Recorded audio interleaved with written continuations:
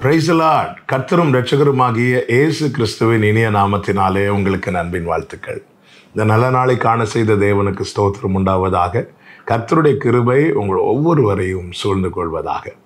நீதிமொழிகள் 11வது அதிகாரம் 31வது வசனம்.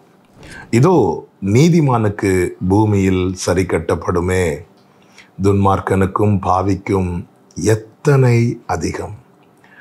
கர்த்தருடைய பரிசுத்த நாமம் மகிமைப்படுவதாக. நீதிமானுக்கு பூமியிலே சரி கட்டப்படும்.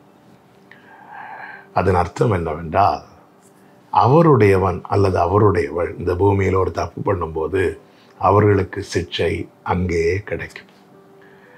கிளாஸ் ரூமில் கூட பாருங்கள், ஃபஸ்ட்டு பெஞ்சு லாஸ்ட்டு பெஞ்சுட்டு இருப்பாங்க.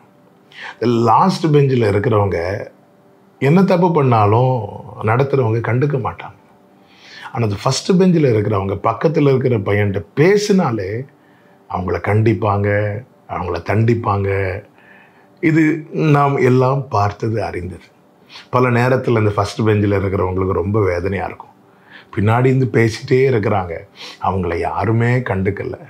ஆனால் நான் லைட்டாக தான் பேசினேன், அது என்னன்னு தான் கேட்டேன், என்னை இப்படி திட்டுறாங்களே என்று வேதனையாக இருக்கும். இது எங்கே தெரியும் அப்படின்னா, இதனுடைய ரிசல்ட் வரும்போது தெரியும். இந்த ஃபஸ்ட் ரோல இருந்து நடத்துபவரால் கண்டிக்கப்பட்டவர்கள், தண்டிக்கப்பட்டவர்கள் நல்ல நிலையை நோக்கி பயணிப்பார்கள். ஆனால் கண்டுக்காமல் விடப்பட்டாங்க தெரியுமா, அவங்க ரிசல்ட் ரொம்ப பரிதாபமாக இருக்கும். புரியும்படியாக தான் இந்த எக்ஸாம்பிள் சொல்லுகிறேன். அது போல தான் வலப்புறம் இடப்புறம் சாயும் போதே சில நேரத்தில் சில சிக்ஷை நமக்கு கிடைக்கப்படுகிறது. ஆண்டவர், அப்படி நான் என்ன ஆண்டவரே தப்பு பண்ணிட்டேன்?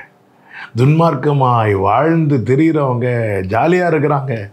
நான் டெய்லி என் கைகளை சுத்திகரித்த பிறகும் நாள்தோறும் வாதிக்கப்பட்டும் காலைதோறும் தண்டிக்கப்பட்டும் இருக்கிறேனே என்று தான் ஆசாப் 73வது சங்கீதத்தில் புலம்புகிறான். ஆனால் அதிலும் ரிசல்ட் சொல்லப்பட்டிருக்கிறது. என்ன ரிசல்ட்? துன்மார்க்கன் ஒரு நிமிடத்திலே பாழாய் போய்விட்டான். ஆனால் அவரால் சிட்சிக்கப்பட்டு, அவரால் கண்டிக்கப்பட்டு, தண்டிக்கப்பட்டு இருந்தவன் அவருடைய கரத்தில் இருக்கிறான். அதை தான் ஆசாப் சொல்லுகிறார், நீர் என்னோடு இருக்கிறீர், நீர் என் வலது கரத்தை பிடித்து கொண்டு உம்முடைய ஆலோசனையின்படி என்னை நடத்தி முடிவிலே மகிமையிலே சேர்த்து கொள்வீர். பிரியமான கர்த்தருடைய பிள்ளைகளே, சவுல் எவ்வளவோ தீங்கு தாவீதுக்கு செய்தான். ஒரு நாள் கூட நான் தாவீதை இவ்வளோ கஷ்டப்படுத்துகிறேனேன்னு சொல்லிட்டு கொஞ்சம் கூட ஃபீல் பண்ணல. ஆனால் தாவீது ஒரு விசை சவுல் தன் கையில் அகப்பட்ட போது சவுலுடைய ஒரு வஸ்திரத்தில் ஒரு ஓரத்தை தாவீது தன் கத்தியால் கட் பண்ணான்.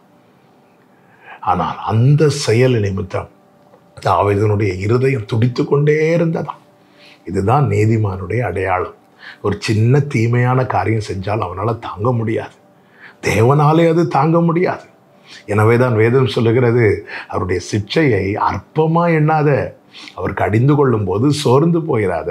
தகப்பன் தான் நேசிக்கிற புத்திரனை சிக்ஷிக்கிறது போல கர்த்தரும் யாரிடத்தில் அன்பு கூர்ந்து யாரை சேர்த்து கொள்ள சித்தமாயிருக்கிறாரோ அவர்களை கடிந்து கொண்டு சிக்ஷிக்கிறார். இந்த பூமியிலே நமக்கு சில சிக்ஷை தேவன் தருகிறார் என்றால் நம்முடைய ஆத்துமா நித்தியத்தை இழந்து விடக்கூடாது என்பதற்காகவே. அதனால் துன்மார்க்கமாக வாழ்கிறவங்க சுகித்து இருக்கிறாங்க, அக்கிரமத்தில் துணிந்து நடக்கிறாங்க. நீங்கள் ஏன்னு கூட கேட்க மாட்டேங்கிறீங்க. இந்த புலம்பல் தேவையில்லை. பிரியமானவர்களே, நீதிமானுக்கு பூமியில் சரி கட்டப்படுமே, துன்மார்க்கனுக்கும் பாவிக்கும் எத்தனை அதிகம். அதன் அர்த்தம் என்ன? அவர்கள் கோபாக்கினை நாளுக்கென்று நியமிக்கப்பட்டிருக்கிறார்கள். தேவ பிள்ளைகளே, எனவேதான் தேவனால் திருத்தப்படுகிறவர்கள் பாக்கியவான்கள். யோபுவின் புஸ்தகத்திலே சொல்லப்பட்டிருக்கிறது, தேவன் தண்டிக்கிற மனுஷன் பாக்கியவான். கர்த்தர் உங்களை ஆசீர்வதிப்பாராக. செபிக்கலாமா? நல்ல தகப்பனே, இரக்கமுள்ள பிதாவே, ஒரு நல்ல தகப்பனாக இருந்து எங்களை நடத்த வேண்டிய வழியிலே நடத்துகிற நல்ல தெய்வம் நீங்கப்பா. ஆண்டவரே, நன்றியோடு உம்முடைய சமூகத்திலே எங்களை தாழ்த்தி பணிகிறோம். ஆண்டவர், உம்மால் நாங்கள் திருத்தப்படணும், உம்மால் நாங்கள் உருவாக்கப்படணும், உங்கள் பிடியில் நாங்கள் இருக்கணும். எங்களை நடத்தும் இயேசுவின் நாமத்தில் பிதாவே, ஆமென், ஆமென்.